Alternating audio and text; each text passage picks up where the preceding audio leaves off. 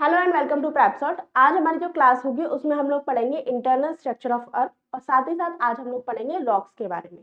ये दोनों ही टॉपिक आपके एग्जाम पॉइंट ऑफ व्यू से बहुत इंपॉर्टेंट है क्योंकि अक्सर क्वेश्चन पूछा जाता है कौन सी रॉक इग्निशियस रॉक है, कौन सी रॉक सेडिमेंट्री रॉक है और इन रॉक्स का साइकिल क्या रहता है, उससे भी आपके क्वेश्चन बनते हैं। साथ ही साथ आपको निफे, सीमा और आपके सियाल से रिलेटेड भी क्वेश्चन पूछे जाते हैं, तो ये दोनों ही टॉपिक इंपॉर्टेंट है।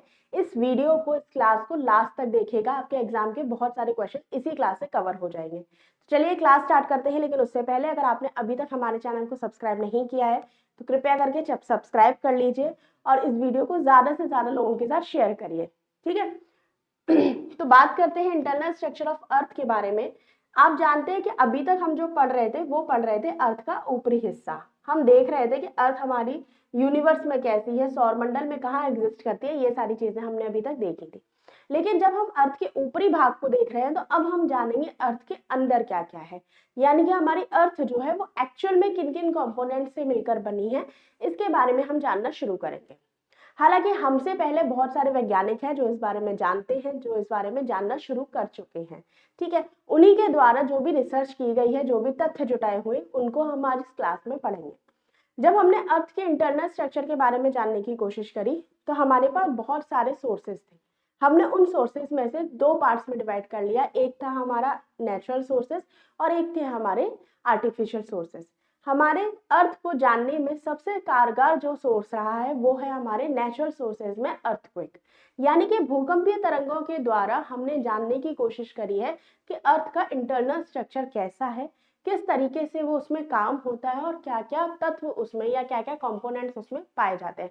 हालांकि अभी भी अर्थ के बारे में, अर्थ के इंटरनल स्ट्रक्चर के बारे में पता लगाने में बहुत सारा टाइम लगेगा, क्योंकि अभी भी हमें कह सकते हैं मतलब पॉइंट 0.000001% भी हमें पूरी तरीके से नहीं पता है, ठीक है। तो जितना पता है उसके बारे में पढ़ लेते हैं। मान लीजिए ये है आपकी अर्थ, ठीक है, ये अर्थ है। थोड़ा सा गोल बना लेते हैं इसको। ये है आपकी अर्थ, ठीक है। अगर आप इस अर्थ के बारे में जानना चाहेंगे तो आप क्या करेंगे, आप इसका एक हिस्सा निकालेंगे, ठीक है। उस हिस्सा निकालने के बाद आप जानने की कोशिश करेंगे कि हमारी अर्थ किस तरीके की है। तो जब हम इसके बारे में जानने की कोशिश करते हैं तो हम अर्थ को 3 पार्ट्स में डिवाइड करते हैं। नॉर्मली जो हमारी अर्थ होती है वो 3 पार्ट्स में डिवाइड होगी, जिसमें क्रस्ट होगा, मेंटल होगा और कोर होगा, ठीक है। यहाँ आप देख सकते हैं ये है हमारी अर्थ, और इसको अगर हम बीच में से काट देते हैं तो 3 पार्ट्स में बढ़ती है। ये है आपका क्रस्ट, ये है मेंटल और ये पूरा पार्ट हो जाएगा आपका कोर का, ठीक है। लेकिन जो आपको पार्ट दिखाई दे रहा है, यानी कि जो आप हरियाली देख रहे हो, पानी देख रहे हो, यानी कि जितने भी कॉन्टिनेंट हैं, ओशंस हैं, वो सारे के सारे हमारे क्रस्ट पर है। यानी कि हम जो खड़े होकर पढ़ रहे हैं, हम जो आप जो बैठ के पढ़ रहे हो, वो किस पे पढ़ रहे हो, वो आप पढ़ रहे हो क्रस्ट या भूपरपटी, ठीक है। क्रस्ट के नीचे का भाग कहलाता है आपका मेंटल, और मेंटल के नीचे कोर है, जिसे हम 2 पार्ट्स में डिवाइड करते हैं। इसे कहेंगे हम आउटर कोर और इसे कहते हैं हम इनर कोर। यहाँ तक क्लियर है। इस हिसाब से हम क्रस्ट को 2 पार्ट्स में डिवाइड करते हैं। जो हमारी अर्थ है उसे हम 3 पार्ट्स में डिवाइड करेंगे। पहला है आपका क्रस्ट, ठीक है, दूसरा आपका पार्ट होगा मेंटल और तीसरा पार्ट होता है आपका कोर, ठीक है। अगर हम इनको भी डिवाइड करने की कोशिश करें तो ये भी डिवाइड हो जाएंगे।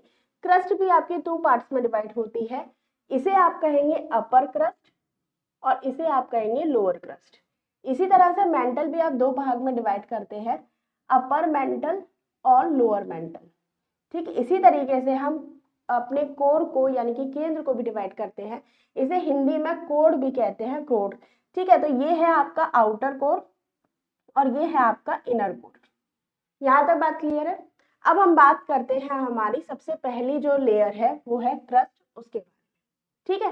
तो क्रस्ट जो है उसकी जो मोटाई है वो 100 किलोमीटर की है, ठीक है। यानी कि भूपरपटी या क्रस्ट की वो जो लेयर है वो कितने मोटाई पर है, 100 किलोमीटर की मोटाई पर है, जिसे हम 2 भाग में डिवाइड करते हैं, अपर क्रस्ट में और लोअर क्रस्ट में, ठीक है। जब हम अपर क्रस्ट की डेंसिटी की बात करते हैं तो इसकी एवरेज जो डेंसिटी है वो है 2.7 ग्राम सेंटीमीटर क्यूब, ठीक है। इसके अलावा हम जब लोअर क्रस्ट की बात करते हैं तो ये है 3.3 ग्राम पर सेंटीमीटर क्यूब। ठीक है। आप जब देख रहे हैं अपर क्रस्ट और लोअर क्रस्ट में धीरे धीरे जो डेंसिटी है उसमें अंतर आ रहा है। जब हम इस डेंसिटी के अंतर की बात करते हैं, इस डिसकंटिन्यूटी की बात करते हैं, तो उसके बारे में खोजा था कॉनरॉड ने, और उन्हीं के नाम पर इसका नाम पड़ गया है कॉनरॉड डिसकंटिन्यूटी या कॉनरॉड असंबद्धता। ठीक है। The crust is mainly made of the silica and aluminum due to which the sial it is called। जो हमारी अर्थ है वो मुख्य रूप से सिलिका और एल्युमिनियम की बनी है, जिसकी वजह से इसे सियाल कहा जाता है। इंपॉर्टेंट है क्योंकि ये क्वेश्चन अक्सर पूछा जाता है, तो याद रखिएगा। ठीक है, याद रखिएगा ये है आपकी क्रस्ट, और ये अपर क्रस्ट और लोअर क्रस्ट को आप जब डिवाइड करते हैं तो ये जो डिसकंटिन्यूटी बनती है यही कहलाती है आपकी कॉनरॉड डिसकंटिन्यूटी। ठीक है। क्यों कहलाती है? क्योंकि आपका अपर का जो डेंसिटी है वो आपकी 22.7 ग्राम पर सेंटीमीटर क्यूब है, और अगर आप लोअर क्रस्ट की बात करते हैं तो ये है 3 ग्राम सेंटीमीटर क्यूब। ठीक है। आगे चलते हैं और अब हम बात करते हैं मेंटल की, यानी कि क्रस्ट के नीचे के भाग की। ये क्या है? लोअर जो बेस है आपका, निचला जो आधार है वो आपका मेंटल कहलाता है। ठीक है। जब हम बात करते हैं इसके बारे में तो देखिए, क्रस्ट के निचले आधार और ऊपरी मेंटल के मध्य एक असंबद्धता होती है। यानी कि ये देखिए, ये है क्रस्ट का नीचे का भाग। ठीक है। और ये है आपका क्या?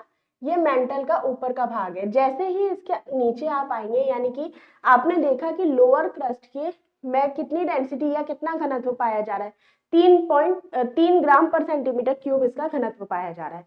लेकिन जैसे ही आप नीचे आएंगे और मेंटल के अंदर प्रवेश करेंगे, मेंटल के अंदर एंटर करते हैं, आपके घनत्व या डेंसिटी की जो मात्रा है, या ये कह लीजिए डेंसिटी एकदम से बढ़ जाती है और हो जाती है 6.1 टू 7.1। ठीक है। जो ये घनत्व में एकदम से जो वृद्धि होती है, एकदम से जो ये बढ़ती है, उसी को हम कहते हैं मोह असंबद्धता या मोह डिसकंटिन्यूटी। तो ये जो अब लोअर क्रस्ट और अपर मेंटल के बीच में जो डिसकंटिन्यूटी पाई जाती है उसी को हम कहते हैं मोह डिसकंटिन्यूटी। ठीक है। क्या कहा जाएगा इसे? मोह डिसकंटिन्यूटी पाया जाएगा। याद रखिएगा, जो हमारी मेंटल है वो कहाँ तक है? वो आपके 2900 किलोमीटर तक पाई जाती है, याद रखिएगा। साथ ही साथ ये सिलिकॉन और मैग्नीशियम की बनी होती है, जिसकी वजह से इसे सीमा कहा जाता है। ठीक है।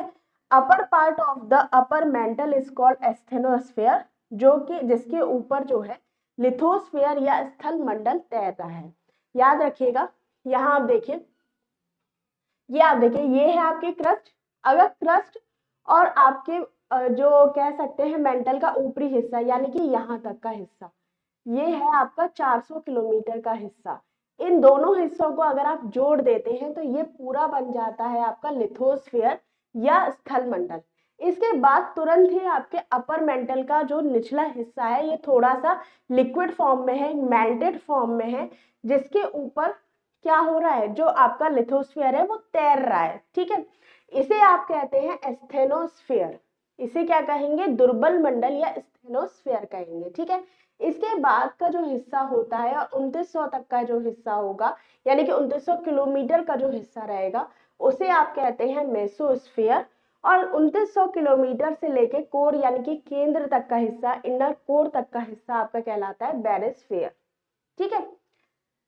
आगे चलते हैं, हम बात करते हैं, जब आप ऊपर अपर मेंटल और लोअर मेंटल की बात करेंगे तो इनके भी घनत्व में जो अंतर आता है उसके हिसाब से इसको एक पार्ट में डिवाइड किया जाता है और एक डिसकंटिन्यूटी बनती है, जिसे कहते हैं आप रेपटी डिसकंटिन्यूटी या रेपटी असंबद्धता। ठीक है। आगे चलते हैं और अब बात कर लेते हैं हम कोर के बारे में। जब हम कोर या क्रोड के बारे में बात करते हैं तो सीधी सी बात है, ये क्या है? डेंसिटी में एकदम से चेंजेस आ जाते हैं। जब आप यहाँ देख रहे हैं मेंटल में, यहाँ पे आपने क्या देखा? 2.7 आपका डेंसिटी थी, धीरे धीरे करके 3 आई, फिर उसके बाद 6 हो गई, फिर लगातार इसमें बढ़ती गई, और जैसे ही ये आपके कोर के अंतर्गत आती है, अचानक से इसकी डेंसिटी जो है वो लगभग 10 के आसपास पहुंच जाती है, यानी कि 10 ग्राम पर सेंटीमीटर क्यूब हो जाती है। अचानक से बढ़ी हुई इस डेंसिटी को ही एक असंबद्धता के तौर पे देखा जाता है, और उसे कहा जाता है गुटेनबर्ग डिसकंटिन्यूटी या गुटेनबर्ग असंबद्धता, ठीक है। तो लोअर मेंटल और आउटर कोर के बीच में जो एक चेंजेस होते हैं उसे हम कहते हैं गुटनबर्ग असंबद्धता या गुटनबर्ग डिसकंटिन्यूटी, ठीक है। याद रखिएगा जो हमारी क्रस्ट है, जो हमारी कोर है, वो कितना है, 6371 किलोमीटर तक हमारी ये कोर है। अगर आप 2900 से लेकर 5150 तक देखते हैं तो वो कहलाएगी आपकी आउटर कोर, और 5150 से लेकर 6371 किलोमीटर तक कहलाता है आपका इनर कोर। यानी कि ये जो एरिया कहलाएगा ये पूरा तो आपका कोर है ही, ये पूरा आपका कोर है, कितना है, यहाँ तक आपका 6371 किलोमीटर, कई जगह ये 372 भी रहता है, याद रखिएगा। लेकिन ये क्या है आपका 2900 किलोमीटर तक क्या है आपका मेंटल है, ठीक है। 2900 किलोमीटर से लेके 5150 किलोमीटर तक कहलाता है आपका आउटर कोर, और 5150 से लेके 6371 किलोमीटर तक कहलाता है आपका इनर कोर, ठीक है। इसके बाद हम बात करते हैं, इसके बाद क्या होगा, यहाँ पर जो डेंसिटी होती है जो आउटर कोर और इनर कोर के बीच में, वो भी एकदम से बढ़ जाती है, जिसकी वजह से एक डिसकंटिन्यूटी पैदा होती है जिसे हम कहते हैं लेहमन डिसकंटिन्यूटी। याद रखिएगा, यहाँ पर हमने देखा जो भी हम सोर्सेस पता कर रहे हैं, जो भी हमें चीजें पता चल रही हैं, वो किससे पता चल रही है, डेंसिटी के आधार पर पता चल रही है। और ये डेंसिटी हमें इसलिए पता चल रही है क्योंकि जैसे ही हमारी अर्थक्वेक की लेयर वो वेव्स आती हैं, PS जो वेव्स होती है जो हमारे अर्थ के अंदर से आती है, उनके किस स्पीड रहती है। क्योंकि अगर आप, हालांकि ये टॉपिक आपका अर्थक्वेक का है, अर्थक्वेक में हम इसको डिटेल में पढ़ेंगे, लेकिन उसके अलावा आप जान लीजिए जो P और S जो वेव्स होती हैं, अर्थक्वेक में से 3 वेव्स निकलती है, P, S और L, ठीक है। P और S ये दोनों ही अर्थ के अंदर होती है, और L वेव्स जो होती है, लॉन्ग वेव्स जो होती है, वो सरफेस पे आती है, ठीक है। जब P वेव की बात करते हैं तो ये सॉलिड और लिक्विड दोनों में चलती है, याद रखिएगा। और S वेव जो है वो केवल और केवल सॉलिड में चलती है, ये भी याद रखिएगा। जो P वेव है वो सॉलिड में बहुत ही तेजी से चलती है, यानी कि उसकी स्पीड जो होती है बहुत तेज होती है, लेकिन L वेव जो होती है उसमें इसकी स्पीड जो हो जाती है कम हो जाती है, ठीक है। और S वेव है वो तो आपके केवल सॉलिड में चलेगी, वो तो लिक्विड में चलेगी नहीं।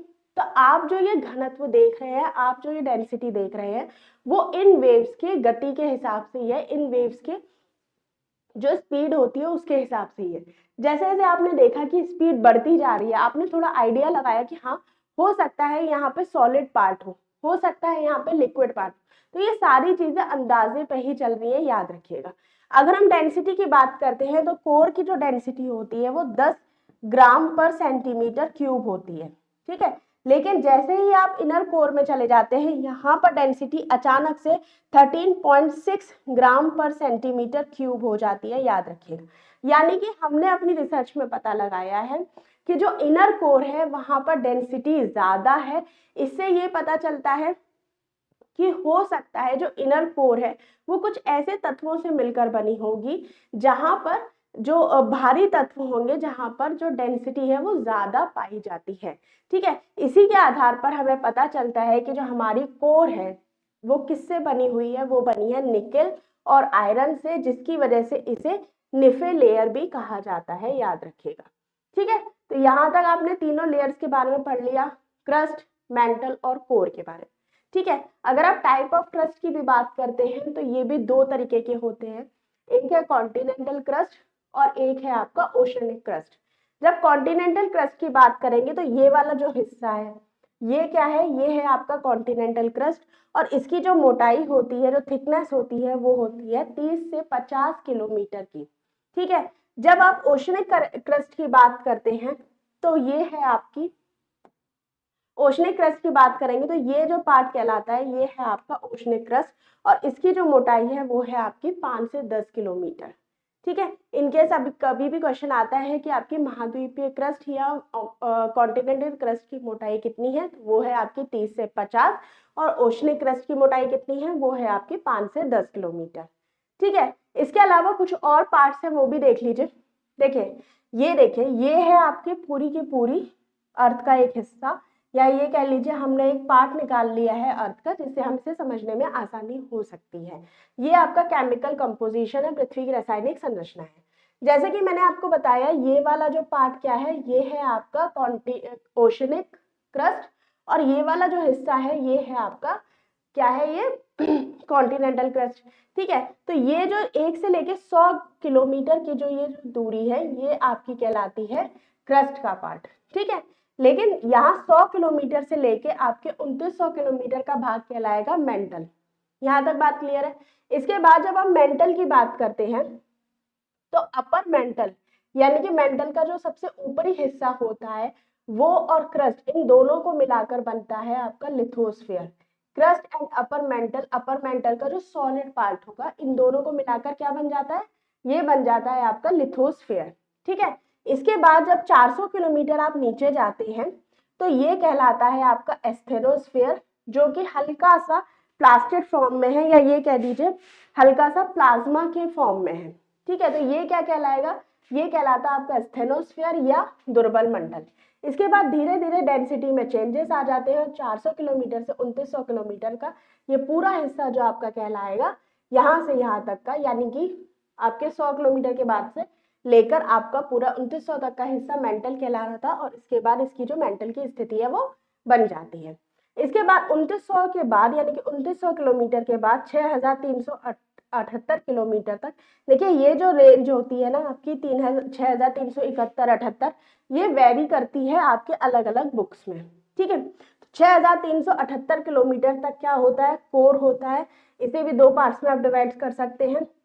5150 तक आपका आउटर कोर है, और 5150 से 6378 आपका क्या है, इनर कोर है। ठीक है, ये हम मानते हैं ये किस फॉर्म में है, ये लिक्विड फॉर्म में है, और जो अंदर का यानी कि इनर कोर का पार्ट है, वो आपका कैसा है, सॉलिड फॉर्म में है, याद रखिएगा। ठीक है, आगे चलते हैं और अब बात करते हैं आपके अर्थ जो इसका कॉम्पोजिशन है, यानी कि किन किन तत्वों से ये मिलकर बनती है। जब हम अर्थ के कंपोजिशन की बात करते हैं, तो इसमें सबसे ज्यादा जो भाग होता है हमारी अर्थ में, वो है आपका ऑक्सीजन का। लगभग 46% तक का एरिया जो होता है वो ऑक्सीजन कवर करता है। उसके बाद सिलिकॉन है आपका 28%। इसके बाद आ जाता है aluminium, iron, calcium, sodium, magnesium, potassium, titanium और अदर। ये इंपॉर्टेंट है क्योंकि एग्जाम में इससे क्वेश्चन पूछे जाते हैं। आप यहाँ देख सकते हैं, यहाँ आप देखेंगे। ठीक है, तो अगर आप पूरी अर्थ की बात करते हैं, तो सबसे ज्यादा अर्थ पर क्या है, आयरन है 33%। उसके बाद ऑक्सीजन है, फिर सिलिकॉन है, मैग्नीशियम है, निकेल है, कैल्शियम है, एल्युमिनियम और सोडियम है।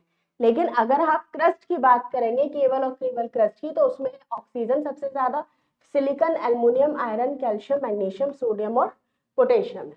ठीक है, तो यहाँ तक हमने अपना पढ़ा था इंटरनल स्ट्रक्चर ऑफ अर्थ, यानी कि पृथ्वी की आंतरिक संरचना पढ़ी थी। इनसे क्वेश्चन आते हैं, तो ये बात को बहुत अच्छे से ध्यान रखना है। इसके बाद अब हम बात करते हैं अपने रॉक्स के बारे में या चट्टानों के बारे में।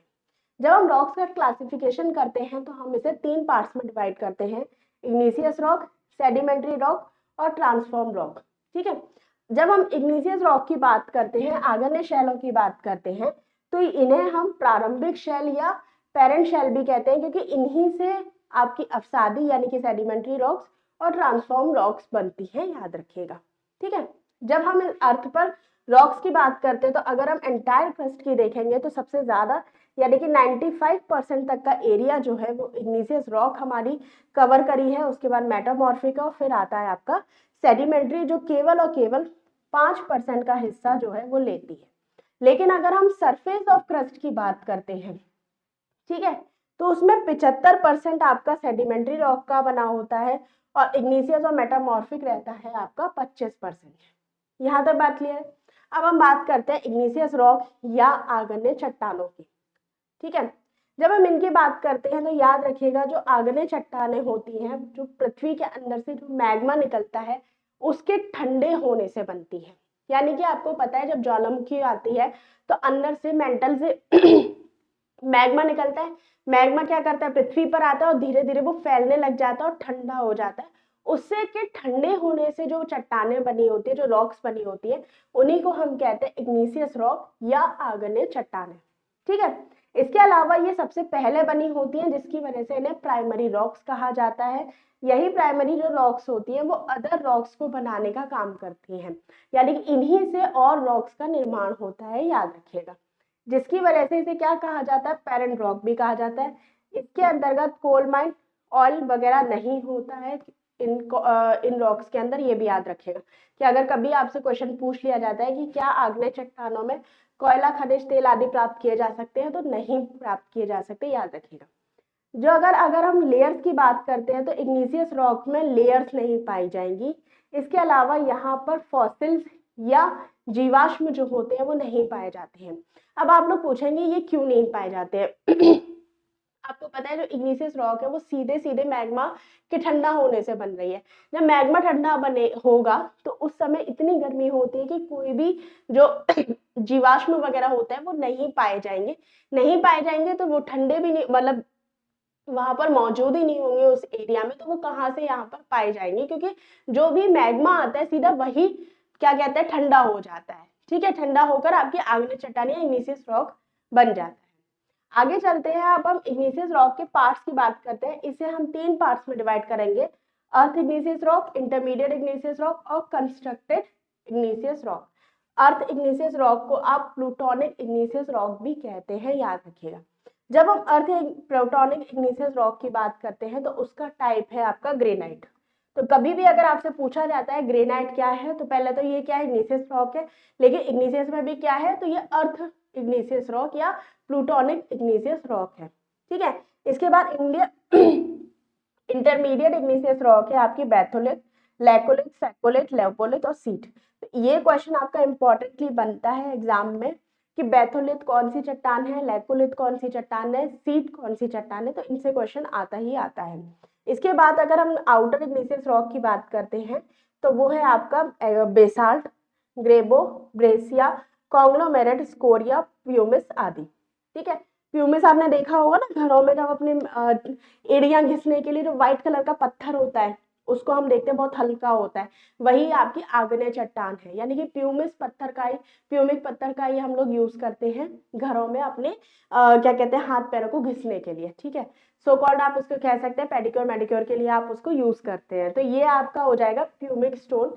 ये क्या है आपकी, क्या होगा, ये है आपकी आउटर इग्निशियस रॉक।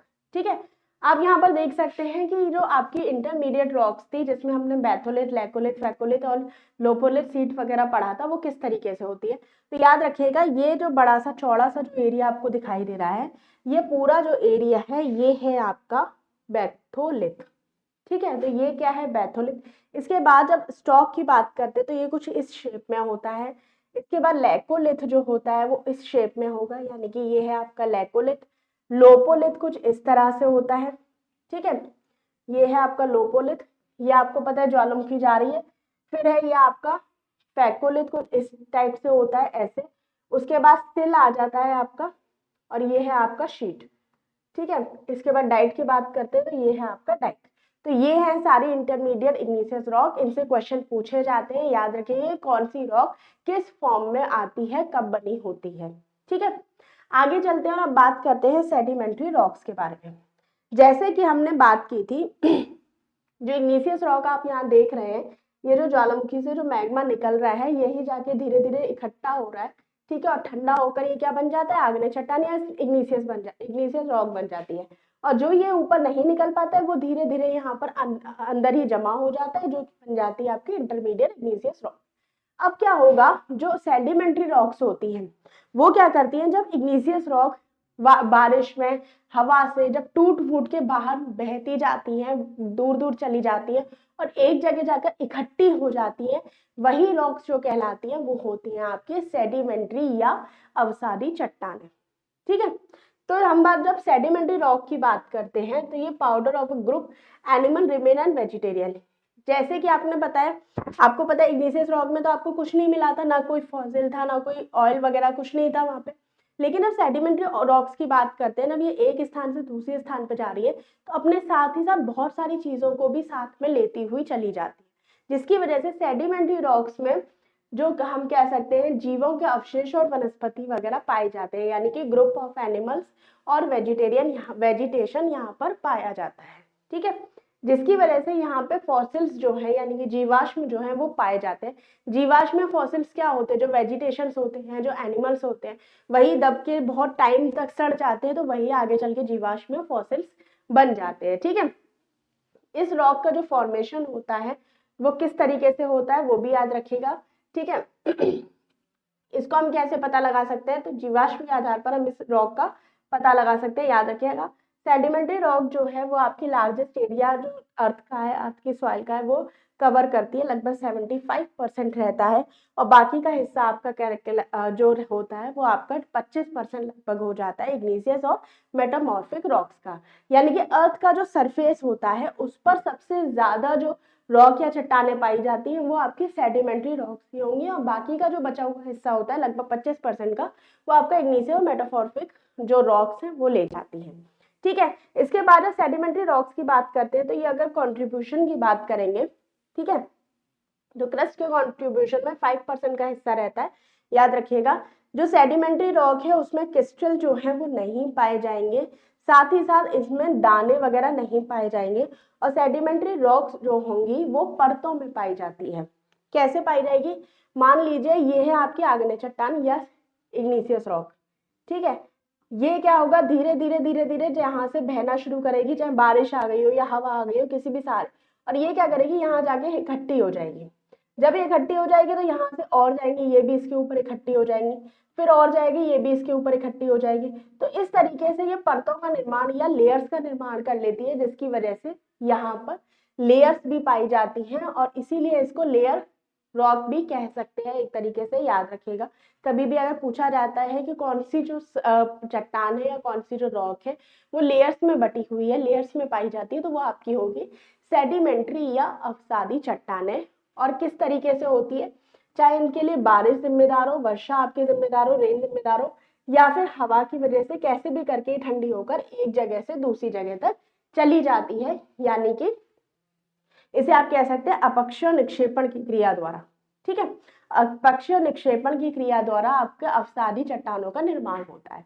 आगे चलते हैं और अब बात करते हैं सेडिमेंट्री रॉक्स को भी किस पार्ट्स में डिवाइड किया गया। इन्हें भी 3 तरीके से डिवाइड किया गया है। अगर मैकेनिकल एक्शन के तौर पे देखेंगे, बायोलॉजिकली एलिमेंट्स देखेंगे और केमिकल एलिमेंट्स देखेंगे। तो जब हम इसके मैकेनिकल एलिमेंट्स की बात करते हैं, मैकेनिकल एक्शन की बात करते हैं, तो सैंडस्टोन, चीका, शेल, लोएक और आपका कॉन्ग्लोमोरेट, ये 4 पार्ट्स के होते हैं आपके यांत्रिक क्रिया या मैकेनिकल एक्शन द्वारा सेडिमेंट्री रॉक्स। इसके अलावा जो बायोलॉजिकल एलिमेंट्स इसमें जो मिले होते हैं उसमें लाइमस्टोन आ जाता है, कोल आता है और आपका पीट आता है, और इसके अलावा केमिकल एलिमेंट्स के द्वारा इसे चॉक, जिप्सम और सॉल्ट रॉक में डिवाइड किया जाता है। तो ये सारे जो नाम हैं इसमें आपसे बस यही पूछा जाएगा कि सैंडस्टोन आपकी कौन सी रॉक है, या चीका आपकी कौन सी रॉक है, कोल कौन सी रॉक है, या आपकी जिप्सम कौन सी रॉक है, ये ही आपसे क्वेश्चन पूछा जाता है। ठीक है, आगे चलते हैं और अब हम बात करते हैं मेटामॉर्फिक या रूपांतरित चट्टानों के बारे में। अभी तक हमने क्या देखा था अभी तक हमने देखा था कि भैया ये जो ज्वालामुखी है इससे बनती है इग्निशियस रॉक। ठीक है, इग्निशियस रॉक अपक्षय निक्षेपण के द्वारा आपकी एक जगह जाके इकट्ठी हो जाती है, जिससे बनती है आपकी सेडिमेंट्री रॉक। ठीक है, अब जो अवसादी चट्टान होती है उसमें क्या होगा, धीरे धीरे दबाव और प्रेशर की, दबाव यानी कि प्रेशर और टेम्परेचर की वजह से वो वापस से पिघल जाती है, वापस से एक रूप धारण कर लेती है, जो कि आपकी मेटामॉर्फिक या रूपांतरित या कायांतरित रॉक बन जाती है। याद रखिएगा, इन चट्टानों का जो निर्माण होता है वो आग्नेय चट्टानें, अवसादी चट्टान स्वयं रूपांतरित चट्टानों से होता है। ये ज्यादातर आपकी जो चेंजेस होते हैं इसमें जो कंपोजिशन जिम्मेदार होते हैं वो है आपका हीट यानी कि टेम्परेचर और आपका प्रेशर, यही आपके मेटामॉर्फिक रॉक्स का निर्माण करते हैं। यानी कि अगर आप मान लीजिए इग्निशियस रॉक पर भी टेम्परेचर और प्रेशर डालते हैं तो ये भी आगे चल के क्या बन जाती है, ये बन जाती है आपकी मेटामॉर्फिक रॉक। इसी तरीके से सेडिमेंट्री रॉक पर भी अगर आप टेम्परेचर और प्रेशर को बढ़ा देंगे तो ये भी बन जाता है आपका मेटामॉर्फिक रॉक। तो कायांतरित चट्टानों का निर्माण या मेटामॉर्फिक रॉक्स का जो निर्माण होता है वो इग्नीशियस रॉक और आपके सेडिमेंट्री रॉक्स के अंदर तापमान और आपके दबाव के बढ़ने की वजह से इन चट्टानों का निर्माण होता है। ठीक है, आगे बात करते हैं अब हम इन चट्टानों के बारे में। या ये पूछ लीजिए जो वो कौन सी चट्टान है जो आगे चल के मेटामॉर्फिक बनती है, यानी कि parent rock and it's metamorphic change form. ठीक है, ये इंपॉर्टेंट है, क्वेश्चन पूछा जाता है इससे, तो याद रखिएगा। नेम ऑफ द रॉक, जो लाइमस्टोन होती है वो एक सेडिमेंट्री रॉक है और आगे चल के ये कैसी बन जाती है, मार्बल बन जाती है, और ये है आपकी मेटामॉर्फिक रॉक। ठीक है, इसके अलावा डोलोमाइट सेडिमेंट्री रॉक है, ये भी मार्बल में चेंज हो जाएगी। सैंडस्टोन सेडिमेंट्री रॉक क्वार्टजाइट्स में चेंज हो जाती है। शेल सेडिमेंट्री रॉक स्लेट में चेंज होती है, स्लेट मेटामॉर्फिक रॉक है और ये वापस से फाइलाइट या सोचित में चेंज हो जाती है। कोल है, ये सेडिमेंट्री रॉक है, ये ग्रेफाइट में चेंज हो जाती है। ग्रेनाइट है, ये इग्नीशियस रॉक है, ये इग्नीस में चेंज होती है।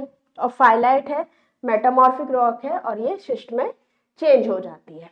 ठीक है, तो ये क्वेश्चन आपका पूछा जाता है एग्जाम में, इंपॉर्टेंट है, इसको बहुत अच्छे से याद कर लीजिएगा। अब आते हैं, हम बात करते हैं रॉक साइकिल के बारे में। जब रॉक साइकिल की बात करते हैं तो मैंने आपको ऑलरेडी बता चुकी हूँ कि आग्नेय चट्टान या इग्नीशियस रॉक किस तरीके से बनती है, सेडिमेंट्री रॉक किस तरीके से बनती है और मेटामॉर्फिक रॉक किस तरीके से बनती है, वही सारी चीजें हैं। आप मान रहे हैं ये है आपकी अर्थ। ठीक है, अर्थ के अंदर से क्या हो रहा है, मैग्मा बह रहा है। मैग्मा बहता है तो ये धीरे धीरे जाके एक जगह इकट्ठा हो जाएगा, एक जगह इकट्ठा होगा। ठीक है, तो ये क्या बन जाएगा आपका इग्नीशियस रॉक। इग्नीशियस रॉक में जो अपक्षय निक्षेपण की क्रिया होती है तो ये बन जाती है आपकी सेडिमेंट्स, इसके एक अलग अलग बटने लगते हैं और ये आगे चल के बन जाती है सेडिमेंट्री रॉक। ठीक है, जब सेडिमेंट्री रॉक में प्रेशर और टेम्परेचर एकदम से बढ़ता है तो ये बन जाता है आपका मेटामॉर्फिक रॉक, और मेटामॉर्फिक रॉक भी आगे चलकर बन जाती है आपकी मैग्मा में कन्वर्ट हो जाता है, क्योंकि इसमें ताप और दाब जो है वो ज्यादा पड़ता है। तो ये इस तरीके से पूरा साइकिल जो है वो बनता रहता है।